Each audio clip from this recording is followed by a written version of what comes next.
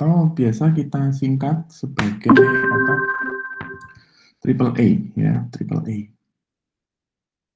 Triple A. Nah, Triple A di sini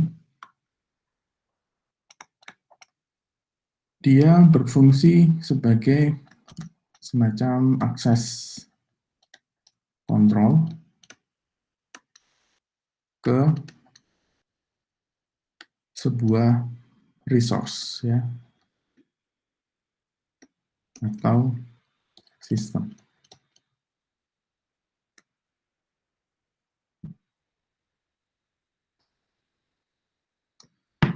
Nah, kenapa kita perlu mengimplementasikan dari tiga poin ini ya, authentication, authorization, dan accounting. Nah, hal ini akan berhubungan dengan akses kontrol yang ada di dalam suatu resource atau di dalam suatu sistem. Nah, kalau kita jabarkan yang pertama, authentication di sini. Authentication ini dia berhubungan dengan validasi user yang mengakses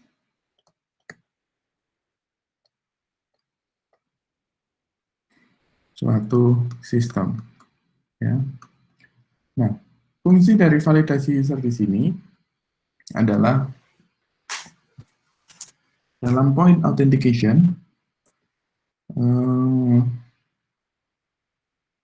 kita nyebutnya gampangannya adalah login ya, login page atau login ke suatu sistem. Nah, fungsi dari login ini adalah untuk memastikan atau make sure bahwa pengguna tersebut benar-benar yang sah atau yang berhak untuk mengakses suatu aplikasi atau suatu sistem ya. Authentication.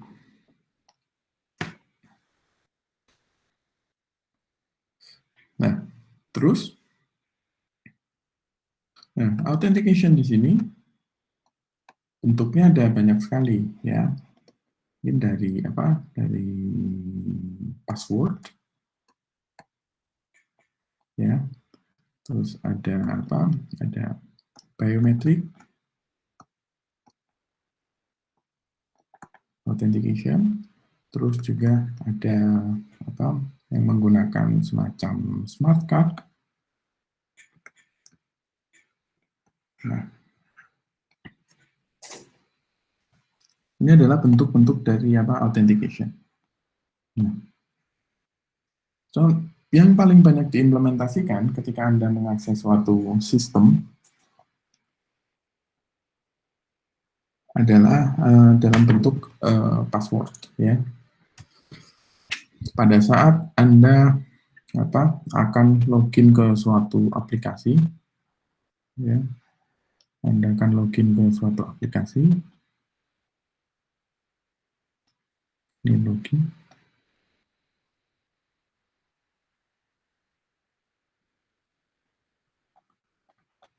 User. Nah, user di sini dia akan menggunakan aplikasi, let's say misalkan aplikasi X.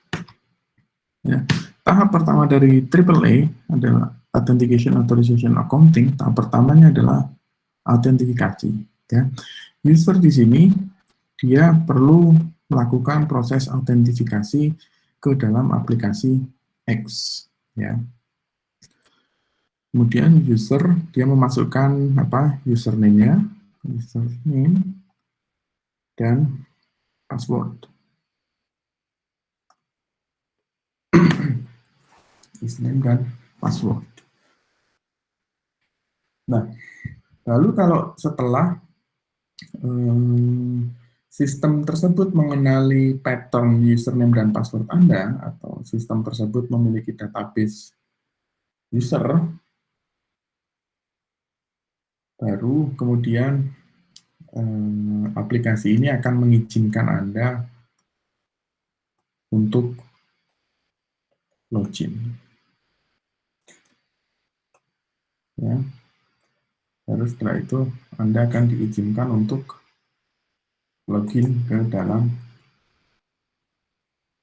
aplikasinya.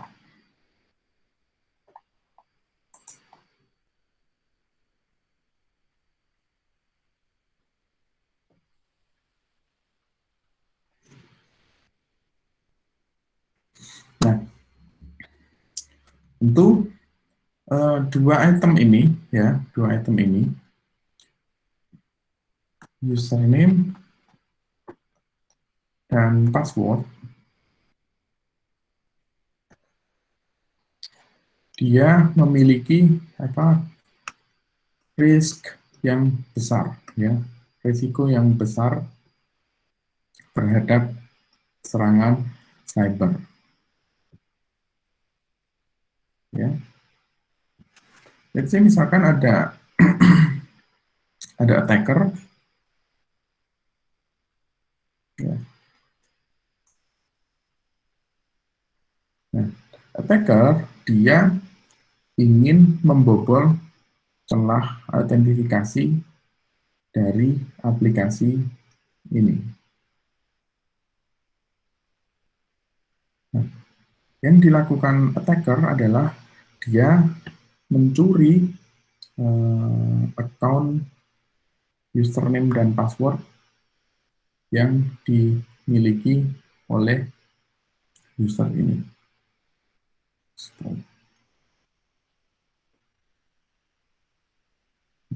Attacker ini dia berencana untuk mencuri username dan password dari user ini.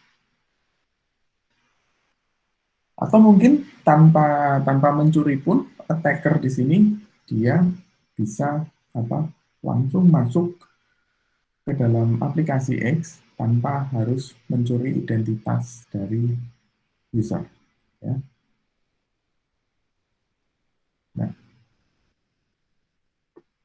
cara yang paling banyak dilakukan oleh attacker di sini untuk bisa mencuri username dan password adalah dengan menggunakan teknik social engineering,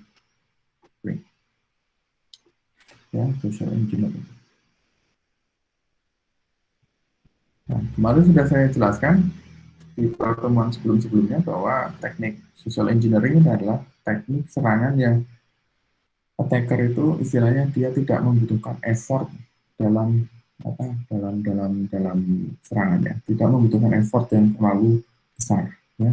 Dia cukup attacker cukup mengamati perilaku dari user, psikologi dari user, dan kalau user tersebut lengah atau mungkin user tersebut merasa dekat dengan attackernya, nah si attacker bisa memanfaatkan celah tersebut. Nah, saya misalkan attackernya tuh rada-rada kepo, ya, rada-rada kepo. Oh, ini username-nya ternyata X. Terus kemudian passwordnya kemungkinan tanggal lahir atau tanggal jadian atau klub favorit atau whatever, kayak gitu, ya. Nah, si attacker itu dia mampu dengan kemampuan dia melakukan social engineering, attacker dia mampu menggunakan username dan password kepunyaan user, ya, tanpa dia harus melakukan brute force, tanpa dia harus melakukan SQL injection. Cukup dengan menggunakan social engineering, attacker dia mampu masuk ke dalam aplikasi menggunakan akun kepunyaan user. Nah, itulah mengapa username dan password di sini memiliki risiko serangan yang tinggi, memiliki risk level yang tinggi, ya. Hal ini terjadi karena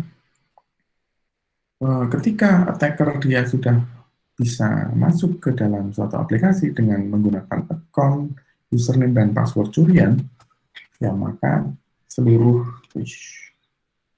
informasi Anda akan bisa diekspos di apa akan bisa dilihat oleh attacker ya di dalam aplikasi tersebut. Nah, mungkin teman-teman ada kecenderungan untuk memakai username dan password di sini menggunakan tipe-tipe weak password. Oke, weak password. Ya, let's say misalkan 1, 2, 3, 4, 5, 6, terus QWERTY, terus password Anda tulis password, terus apa lagi ya, kota atau klub favorit Anda, passwordnya, let's say misalkan Barcelona. Ini adalah tipe-tipe jenis weak password. Nah, bagaimana caranya kita reduce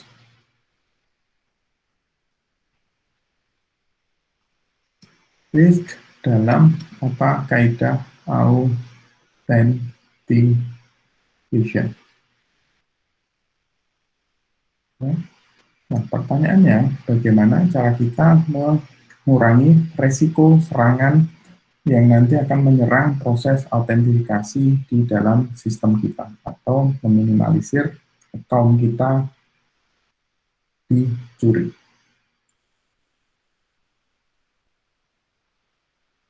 Oke, ada yang bisa ngasih pendapat, teman-teman?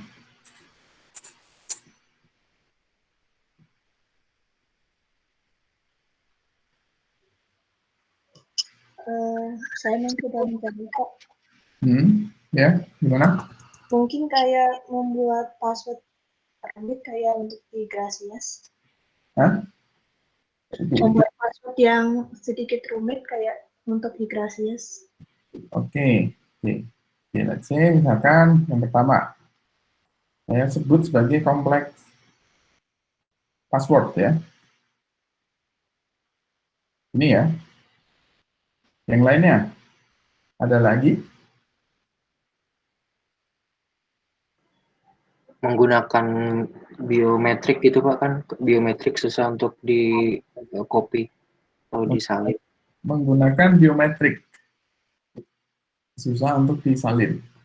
Nah, itu ada kejadian ya di pintu-pintu lab atau ruang dosen di mana di lantai 2 di gedung E ya, itu kan kunci pintunya itu dia menggunakan biometrik ya, pakai fingerprint. Jadi istilahnya hanya aslab atau dosen pengampu lab tersebut yang dia boleh masuk ke lab tersebut. Nah, pada saat mau buka pintu harus nempelin sidik jari jempol ya. Nah, ternyata dengan fingerprint itu tidak efektif, malah semakin rentan ya. Itu mahasiswa-mahasiswa lab itu pada ngebobol mekanisme autentifikasi biometrik di dalam pintu elektronik tersebut. Ya, biometrik itu sebenarnya malah tidak terlalu aman ya kalau kita benar-benar mengimplementasikan, dan lebih rumit ya, lebih rumit. Oke, ini saya tampung dulu ya, biometrik. Oke, yang ketiga, ada nggak kira-kira bagaimana cara kita mereview? Ganti password secara berkala, Pak. Oke, ganti password secara berkala. Password expire policy. Ini ya. Terus ada yang lain? Pakai konfirmasi nomor HP, Pak. Two factor authentication, Pak. Oke, ya. Two factor authentication.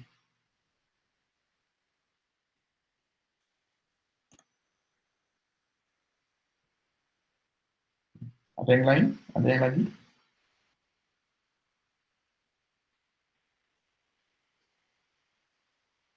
Oke. Bagaimana cara kita mereduce risk dalam proses autentifikasi yang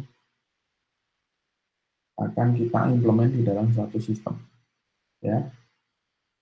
Oke, yang pertama yang bisa kita lakukan adalah kita mengeset, ya, di aplikasi kita, password tersebut dia harus menggunakan kompleks password, ya. Berarti let's say dalam password tersebut harus mengandung karakter huruf besar, karakter huruf kecil, terus angka, dan karakter yang lain. Harus, let's say misalkan tanda seru, alfa, tanda pagar, dan dolar, ya. Nah, terus juga dalam kompleks password di sini harus kita define minimal password length, ya. Minimal panjang karakternya, let's say misalkan kita set 8, ya. Minimal kita set 8. Oke, ini cara kita memperkuat mekanisme autentifikasi di dalam sistem kita dari sisi kompleks password. Nah, terus untuk biometric authentication. Nah, ini mungkin nanti agak susah untuk diimplementasikan di dalam dalam mekanisme autentifikasi di suatu aplikasi. Ya. Atau mungkin nanti kalau ada teman-teman yang tertarik untuk jadi tugas akhirnya, Anda bisa mengajukan judul untuk mekanisme autentikasi aplikasi berbasiskan biometric authentication. Itu bisa masuk ke dalam judul tugas akhir Anda. Ya. Nah, kira-kira ada contoh nggak aplikasi web atau whatever yang dia menggunakan biometric authentication? Ada nggak kira-kira contoh aplikasi yang untuk loginnya itu dia pakai biometric authentication?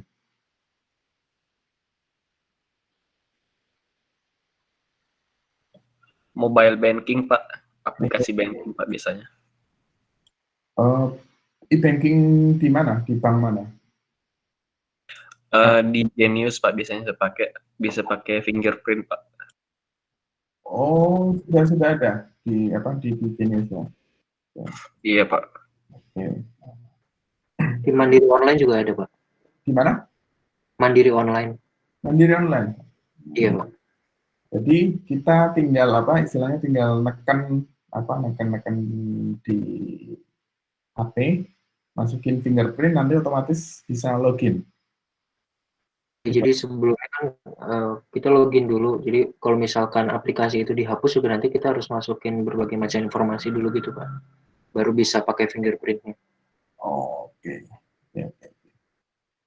Ya. Kalau autentikasi di aplikasi web ada nggak? Skopnya mungkin sangat terbatas ya untuk biometric authentication di sini. Skopnya sangat terbatas. Biasanya untuk login ke suatu aplikasi, biometrik di sini jarang sekali diimplementasikan untuk model autentikasi di suatu sistem atau aplikasi. Ya. Karena yang pertama itu pasti akan sangat repot untuk membangun sistem autentifikasi di sebuah sistem dengan menggunakan biometric authentication. Padahal kemudahan dari biometric authentication ini, kita tidak perlu mengingat apapun ya, akan kita selalu bawa kemana saja, entah itu nanti biometriknya based on face, atau based on fingerprint, atau mungkin maybe based on your voice ya, based on suara Anda. Tapi ya balik lagi, sistemnya yang dibutuhkan itu nanti akan sangat-sangat kompleks ya. Biasanya biometric authentication di sini digunakan untuk autentifikasi di site fisik ya, autentikasi di site fisik. Misalkan Anda ingin masuk ke suatu data center, terus Anda diwajibkan untuk register terlebih dahulu sidik jari Anda, atau mungkin kornea mata Anda, itu diregister terlebih dahulu, baru nanti ketika Anda akan masuk ke data center, Anda diminta untuk nempelin sidik jari Anda atau memperlihatkan kornea mata Anda. Ya. Untuk di level aplikasi ini akan sangat rumit ya nanti di proses deploy-nya. Nah, terus yang ketiga, upaya untuk mengurangi reduce risk dalam serangan di proses authentication. Nah, di sini administrator dari suatu sistem dia menerapkan password expired, ya. Dia menerapkan password expired. Nah, password expired itu yang seperti apa? Jadi, let's say misalkan setiap 40 hari Anda harus mengganti password Anda.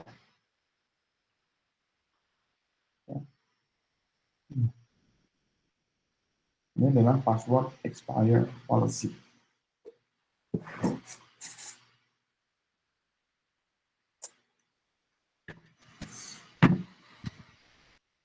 Jadi kalau di Gracias, kalau teman-teman suka login ke aplikasi Gracias, nanti akan muncul pop-up bahwa Anda disuruh untuk mengganti password, ya. Anda disuruh untuk mengganti password, mau tidak mau di push untuk mengganti password tersebut. Nah, itu adalah mekanisme dari password expire policy. Ya. Oke. Terus yang berikutnya, yang keempat, ini adalah dengan menggunakan teknik two-factor authentication. Ya. Two-factor authentication.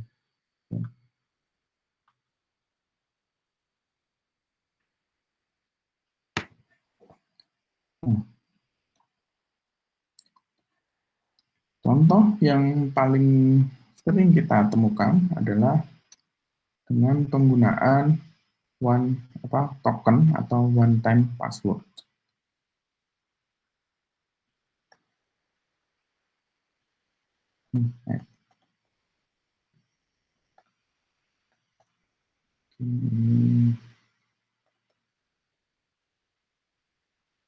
Nah, pada saat pertama kali Anda login ke suatu aplikasi, ya, Anda mengirimkan username dan password. Ya. Ketika berhasil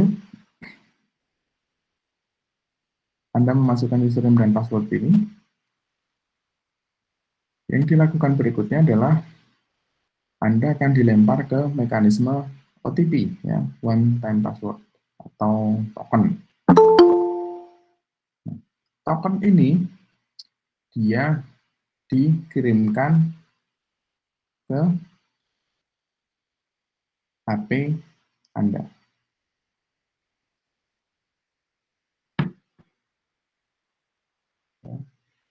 OTP or token dikirimkan ke HP Anda.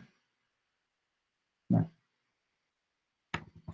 OTP atau token yang Anda terima di dalam HP Anda, kemudian Anda inputkan ke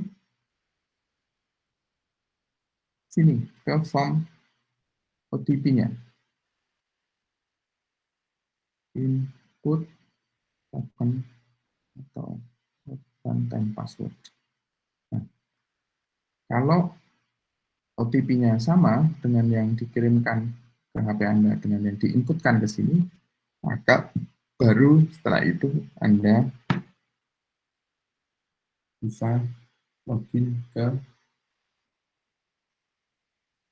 dalam aplikasi.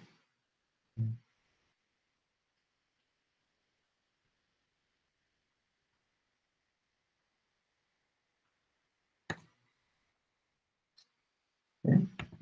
Kalau saya buat nomornya, ini adalah yang pertama. Yang pertama berarti Anda input username dan password. Setelah berhasil login di dalam aplikasi, baru setelah itu Anda masuk ke fase berikutnya, yaitu input token. Ya. Di token login. Nah, oleh OTP server di sini, Anda akan dikirimkan token ke yang biasanya nanti masuk ke HP Anda atau ke email Anda. Setelah itu, Anda memasukkan token tersebut ke dalam form di OTP-nya. Kalau masuk, baru nanti Anda akan diberikan akses ke dalam aplikasi tersebut. Ya. Nah, dari beberapa poin tadi, mana kira-kira yang paling secure, misalnya paling secure, mampu mengurangi risiko pembobolan mekanisme autentikasi secara signifikan. Kira-kira yang mana?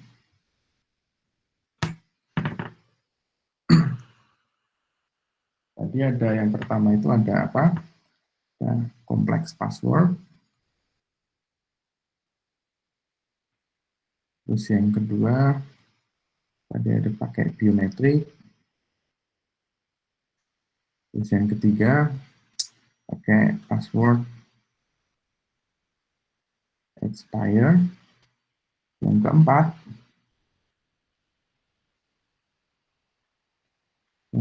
adalah dengan menggunakan two-factor authentication.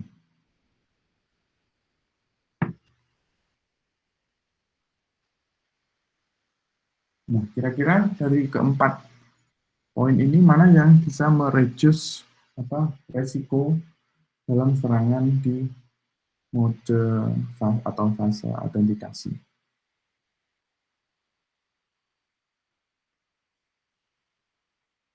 Halo? Yang faktor bisa kayaknya Pak. Yang mana? Untuk faktor authentication. Nah, yang paling masuk akal ketika kita ingin mengurangi risiko serangan di dalam fase autentikasi di suatu aplikasi, ya, yang paling mereduce risiko adalah kita melakukan implementasi two-factor authentication. Ya, two-factor authentication. Nah, di sini user dia masih bisa menggunakan username dan password lama Anda, password lamanya. Tapi user tersebut dia wajib untuk memasukkan token atau one-time password ke aplikasi tersebut. Nah, token atau OTP di sini yang tahu hanya si user ini, ya, si user ini doang. Teman-temannya atau attacker yang dia menggunakan social engineering, dia tidak akan tahu token atau OTP yang dikirimkan dari authentication servernya. Ya. Nah, ini adalah two-factor authentication di sini adalah mekanisme yang paling banyak digunakan untuk mereduce resiko keamanan di dalam fase autentikasi. Oke, sampai di sini ada apa? Ada pertanyaan?